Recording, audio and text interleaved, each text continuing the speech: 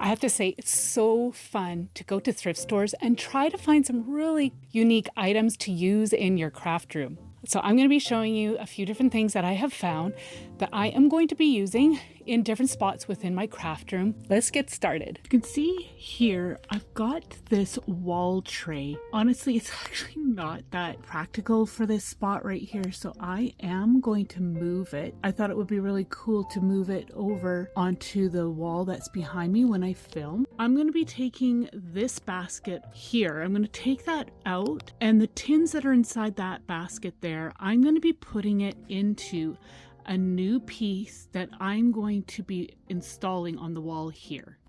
I also needed a home for these acrylic paint markers that I had received, so I put them where I had that basket that was full of the tins, and I put that on a table behind me. I also put that tray into place on that backdrop wall that I talked about, and this is the crate that I'm going to be using in place of that tray that I had. You can see this is a wine crate, and these panels, they had busted off, so I'm just going to remove this bottom one because it was still hanging on just a little bit. I did remove the finishing nails or the staples off camera because I was really struggling with them. They were held in place really well. And I'm also removing these dividers, and I'm going to set those aside because I'm going to be using them later. So I attempted to remove the label. That didn't work out, but I thought that's okay. I'm just going to leave that in place. For my purposes, it's not going to affect anything. I turn this on its side here. I'm going to be using it that way, and I wanted to hang it on the wall, as mentioned before. So I needed to add a picture hanger. I'm just going to find the center here and then hammer this into place.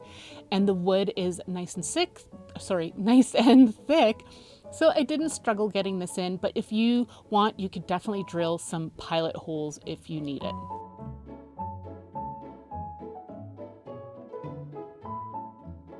So I'm putting one of the dividers into place. I'm going to use that as a shelf. So I'm going to put some stuff on the bottom and on the top. I attempted to put it on the wall and it wasn't laying flat, so I decided to add some felt pads just on the four corners. And I think it was just because the picture hanger kind of popped it away from the wall a little bit, so I needed to even it all out on the back side. I put it into place, but here's what it looks like with the tins in it. This is how I'm going to be using it. And then here's a little close-up for you. I think it is actually really great. I'm going to be finishing those tins, but I'm going to save that for another day. And here it is on the wall. I love how it turned out. Okay, so I have to admit, over the years, I have collected a lot of different ephemera. I'm not using it because it's just been shoved into a box and, well, I can't really tell what's what anymore. I've got a really fun solution on how to solve that. This was a really cool find. It is actually a folder, a leather folder for insurance documents. You can see it's got a little snap closure and the leather wrap. And I thought it was just perfect to store some ephemera in it. As mentioned, I had this stash of ephemera that was a real mess, and I am having a hard time working through it. So I thought, you know what, now's the time to sort through it, get rid of what I don't want anymore, and have it stored away in something that's really, really cool. So I have actually 3 of these. They're all different. So off camera, I sorted through all of my stuff, and I'm going to be putting it into all of these different folders. But I just wanted to show you here. I have packaging, old cards, labels, old projects that I had, and those are the types of things I'm going to be putting into these folders. You can label these folders as needed. At this point, I'm not going to just yet because I am not done sorting through all of my ephemera that I'm wanting to keep. So I wasn't sure how I was going to label these at this point, and I might change my mind on some of this stuff as well. So you can see I'm just going to be putting like items into each of the folders. Some of it's, like I said, packaging, old photographs, labels from like garment labels from different clothing, and just some different packaging from different products as well.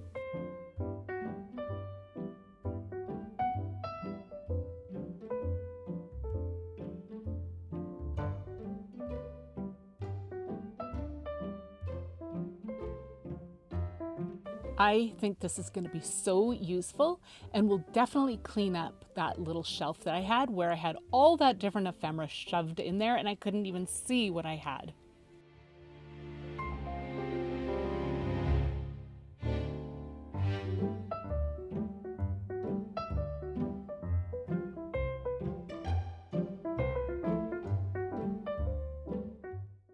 I'm really wanting to get into doing watercolor more. I'm not that good at it, so I'm really wanting to expand on that. I have recently bought myself some better quality paintbrushes, and when you're spending anywhere from $10 to $20 on a paintbrush, well, you want to take good care of them. So I wanted to use some type of container to be able to store these. I didn't want these to get mixed up in with all my other paintbrushes. So I think I actually have come up with a different idea, and I'm excited to share that with you. So I picked this up at the thrift store. It was a box, and I pulled it out and discovered that it had some tins inside. So I don't know what was in here originally. I think it was a gift set. Maybe it had a chopstick set in here or something. I'm not sure. If you know, please let me know in the comment section. But I loved all the packaging. Now at this point I am not going to be using the box. I'm going to set that aside and save it for a later day. But you can see it's got an insert in here that could be used for a project or what have you. I thought this was really a cool piece to have and can be used in so many different ways and perfect for storage. But this time I'm using just one of the tins. I've got this foam packaging here, and you can see it's got two pieces together, but I'm going to glue two more pieces together. I'm using this premium craft glue. It's similar to Fabric Tack. I'm wanting to use it. I wanted to try it out on this. I don't know how well it's going to hold together long term because I have not used it on foam before. So this is definitely an experiment for me. But you can see I'm just going to smooth it out. Now at this point, these were pieces that I had originally cut, and they were actually too narrow. So off camera, I cut two more pieces that were wider. That's them right here. And then when I was working on the original pieces, I discovered that it wasn't holding together really well. So I decided to add a bit of hot glue. Yes, it melted the foam a little bit, but I was okay with that because you're not even going to see that. I sandwiched these together, moving quickly because you don't have much time to work with it with the hot glue, and press that together. I'm going to add a book on top to allow it to really dry. And now I'm going to start to work on this. Now, this is back to the original piece that I had cut. Again, this piece was just too narrow, but I used the same techniques on this piece as I did on the wider piece. So I cut this piece, two pieces of this foam down to about 1 inch wide. I'm just measuring it out because I do want it to be straight. So the only way I could do that was by marking that off. And then I'm going to use a craft knife to cut this out. Now my craft knife, the blade, I do have it out longer than usual, so I can cut through the different layers of the foam.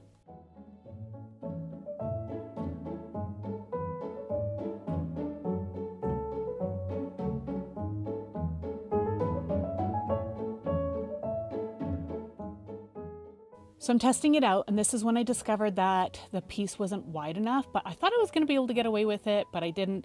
You definitely want to cut them wider so they fit nice and snug in your tin, so there's good support on either side. So like I said, I'd cut two pieces out, and I'm going to be using them for my paintbrushes. These are the Winsor Newton brand, and I want to keep them in good shape. I want a nice place to store them because I spent a bit of money on these brushes and I don't want them to get wrecked.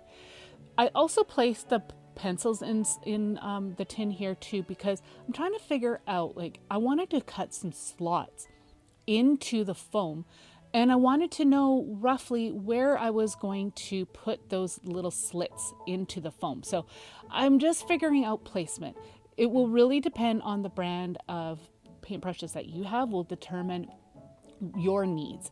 But this foam packaging is great. It's similar to, say, a pool noodle. It's like that really condensed but yet really spongy type. And I thought it would be perfect for a project like that. So I'm going to just evenly mark out where I need to put my slits and then I'll show you what to do next.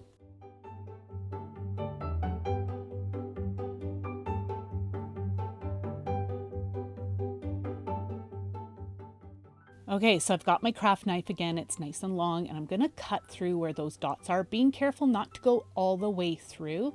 I'm just making a few passes. The blade is nice and sharp, and I'm going to test it out here in a moment once I've got all my slits in the foam.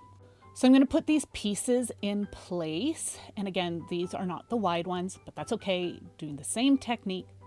I remembered I had to remove the labels because those were not going to fit in the slits of the foam. I'm going to test this out right now. And now this is when I realized, okay, so the tips of my paintbrush, they're fitting in really well and keeping nice and snug, but the top piece was not working. So I needed to cut the slits a little bit wider. So I'm just cutting through it again, and then I'm going at an angle here to remove the excess, and that will create a bigger slot for me to place the top end of the paintbrush. I just needed a bit more room because it was a lot wider. I also want to make note, the glue that I used, it did take a really long time to dry. So keep that in mind. It depends on the type of glue that you like to use, will determine how long your glue will take to dry. Maybe you've got a better suggestion as a type of glue that you could use. Personally, I'm not a huge fan of E6000. I will use it, but maybe that will be a better option for this particular project. Okay, so you can see I've got the wider pieces of foam. I had tested it out and this works way better. Now I'm gonna once I've got my placement for the foam pieces, I'm using just hot glue to put these into place and holding those foam pieces down. And then I'm going to put my paintbrushes into place. Now, the beauty of this is that you could actually put some watercolor paint pans underneath your paintbrushes and use the lid as a palette. So then you've got like a portable watercolor kit if you'd like, or you could just use it to store your paintbrushes, or maybe you've got some beautiful pens or pencils that you want to store in here. I just really like this idea, and I can't wait to try it out with my paints.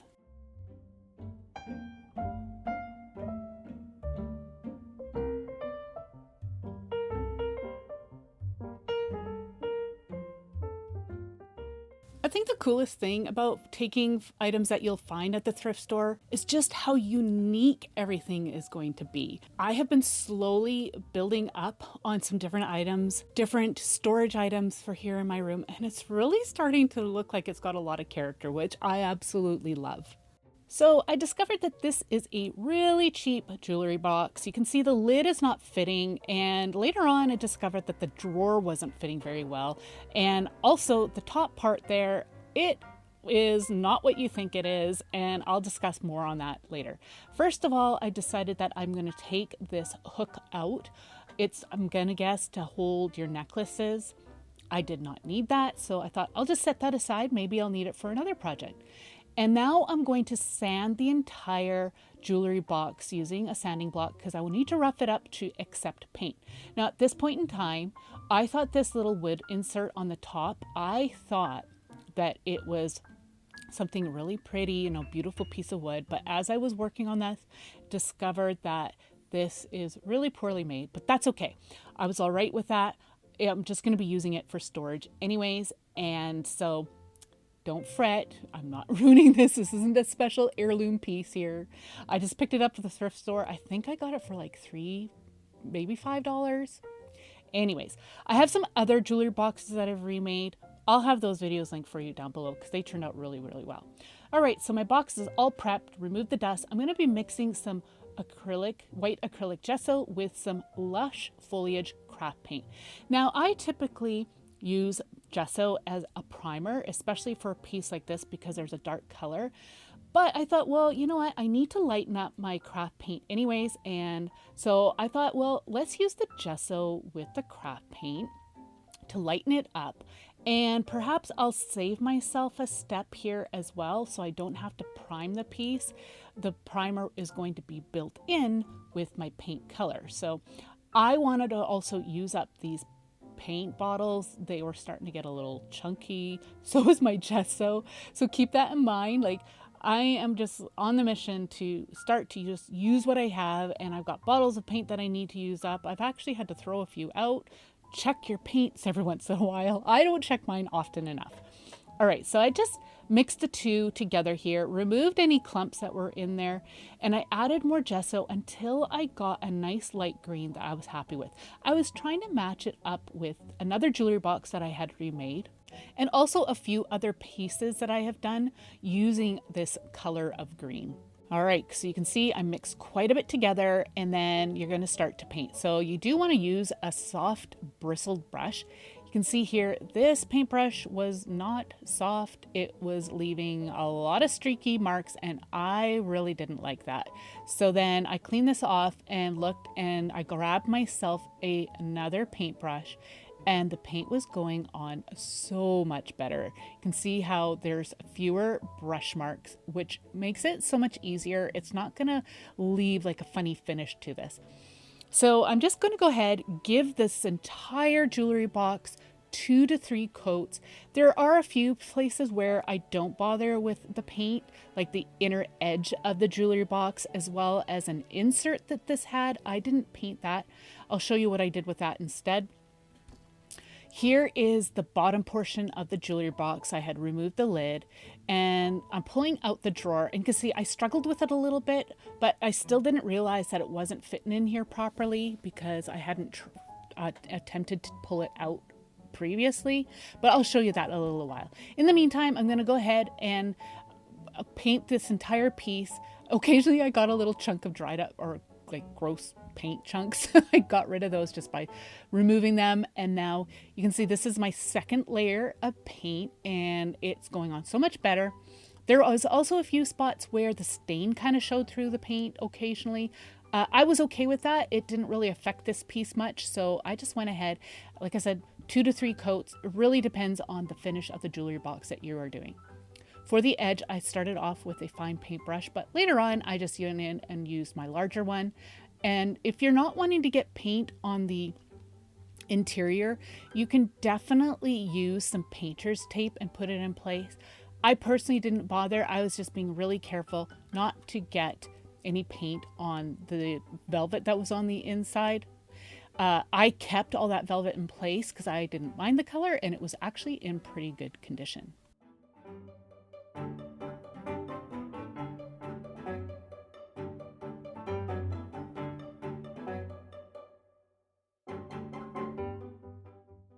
Okay, so for the tray insert, all I needed to do was remove the ring holders. I'm not going to be using those. You can definitely set those aside and use them for another project. I'm also not going to paint this insert, and there's a reason for that, because you're going to see later on I am going to have some of the underneath woods color show through, and I thought this would just kind of bring it all together.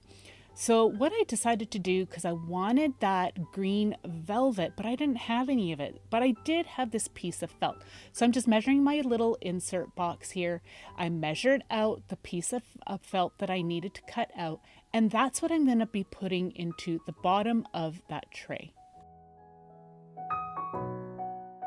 I'm going to go ahead and use this adhesive again. We'll see how well it works. I'm going to put that into place. Again, this glue is the same thing as my paint. I've got a few bottles of this. I've been hanging on to it way too long. I've actually had to throw one bottle out already because it dried out. So I thought I better start using this glue. All right, I put some into place. I'm using a plastic card to smooth it out, and then I'm going to put my felt into place and allow that to dry. It actually didn't take too long to dry this time, unlike the foam, which was really good to know.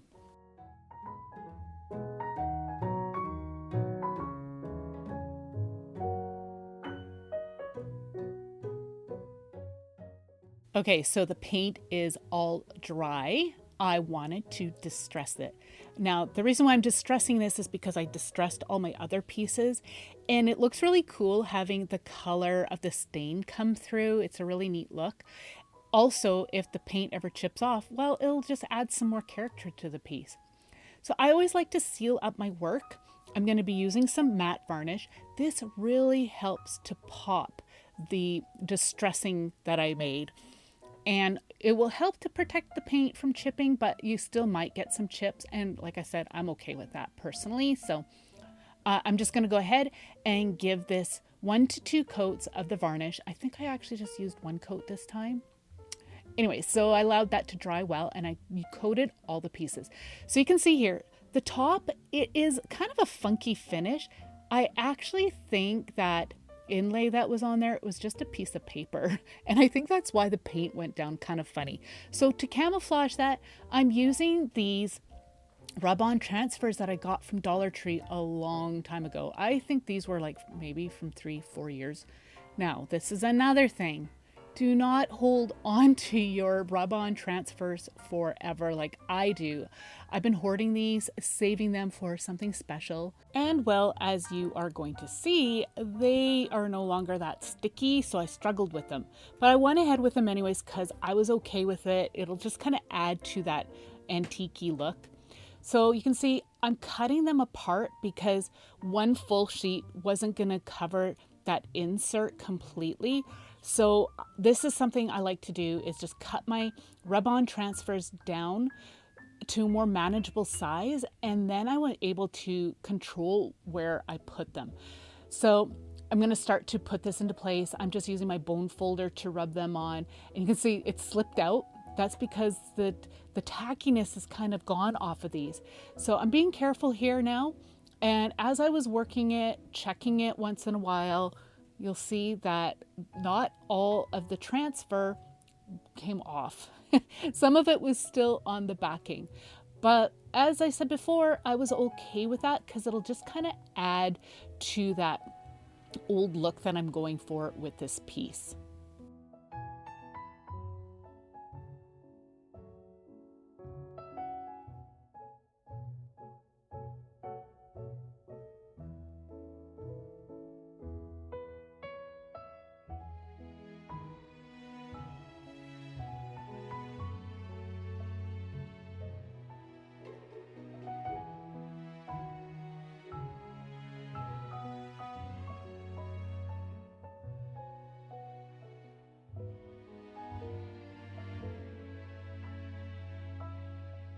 So I did use a combination of the flowers and the leaves, and here is how it looks. I think it's actually really, really beautiful. And now I'm going to give it a coat of the matte varnish that will help to hold those rub-on transfers into place, just in case some of them ever do decide to lift up.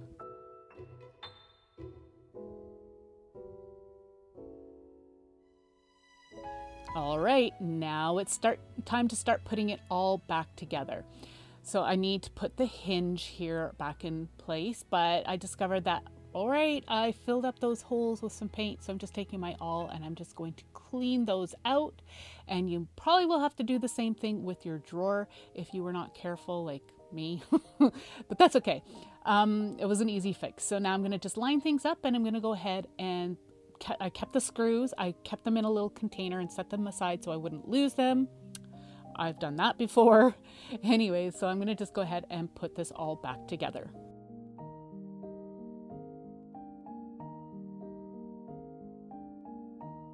All right, so for the drawer, again, like I said, I had to clean out those holes as well. And then I'm gonna go ahead and put the drawer pull back in place. I couldn't remember which way it was supposed to go, so I did have to go back and look at a picture that I had taken of it. But I figured that out. I did that in another one where I actually did put them back on upside down, but oh well. It's just for me, so I wasn't too concerned about it. Anyway, so I put the drawer pull back in place. I tested it out, and I discovered that the drawer wasn't going back in properly. So I'm like, okay, I'm gonna try sanding it down, smoothing that out, maybe removing some of the paint. Wasn't working. So I looked up online, and it said to use some silicone spray, and this one does say it's okay to use on wood, so I thought I'd give it a try. And since I thought this was just for myself, I'm okay experimenting a little bit. So I sprayed some on a rag, and I'm going to test it out on here and just trying to control where I put it. I end up just spraying it directly on the inside of where the drawer is supposed to go. I continued to add more of this lubricant all over it. I was really just struggling so much with getting it back in. And so this is where I decided just to go ahead and apply some directly inside. If you've got some other tips, go ahead and leave those down below for me. I still struggling a little bit more, or sorry, just a little bit still. It's not as bad, it has improved, but on closer inspection, I discovered that there was a few spots where there was a little bit of a lip and it was catching on a few spots. So I had to chisel those off, or you could sand them off. That helped quite a bit. I have tried soap and I have tried wax in the past, and I found that those end up just getting gummed up over time. So I thought, well, let's give this silicone a try. I'm going to test it out again, see how it's doing. Maybe it's working better. Anyways, I've kept on fiddling around with this and I got it to fit the best I can. So definitely test out your drawers in the store before you commit to buying something like this. I haven't had this trouble before like I have with this one. So just please really check over your jewelry box in the store. All right, so I'm using this to store some beads and some jewelry tools. This is where I'm going to be keeping my really good stuff. I also wanted a place for me to store any bracelets or projects that I'm working on that I don't want to get lost. So I'm just placing some of the wood beads in here, but I actually want to keep my projects in that tray. I also kept the lid empty for now. You could definitely store some stuff in there if you'd like. And then I'm just filling it up with all the fancy beads. And on the bottom in the drawer, this is where I'm going to be keeping the tools. I kept on losing my tools in my drawer, the main drawer that I have. So I thought this would be a great way to store these pieces.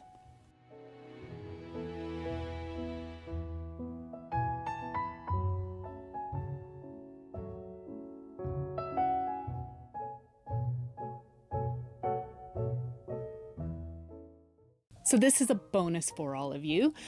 I have used this Sewing Notions box. It was my husband's Oma's Sewing Notions box, and I wanted to use it for something else rather than just to store sewing notions. I have done this before in the past. I'm going to have the video for that linked down in the video description below for you.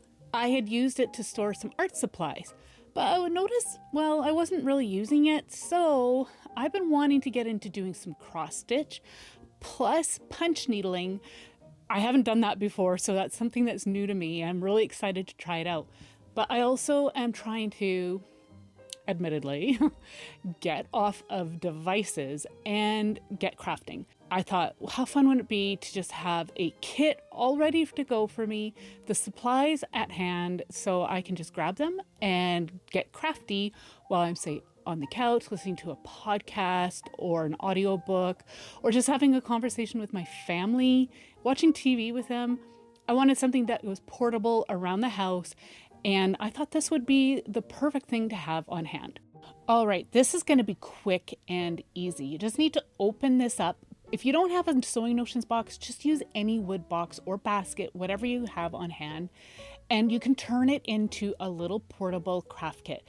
I'm going to be using mine for some cross stitch and some punch needling, and they use similar things such as similar fabrics, hoops, but they use different tools, but they're all just small enough that they're going to fit in here nicely.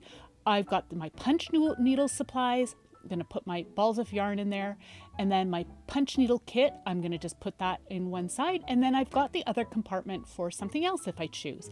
On the opposite side, that's where I'm going to be using or putting my cross stitch supplies.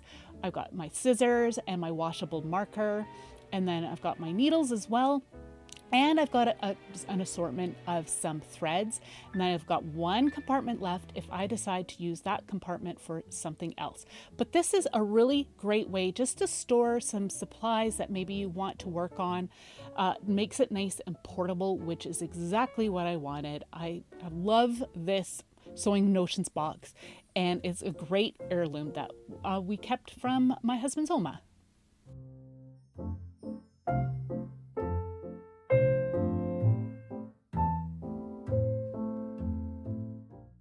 I have so many more craft room organization ideas for you to check out in this playlist right Here it has other thrift store finds for you to check out. I want to thank you so much for joining me today. I appreciate each and every one of you, and we'll see you in the next one. Take care. Bye.